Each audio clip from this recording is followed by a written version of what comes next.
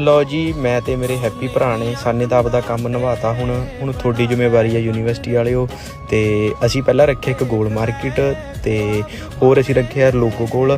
तो ये हैगा पंछियों नूं, जिथे भी हुण गर्मी बहुत ज़्यादा है ना, पंछियों लई पानी।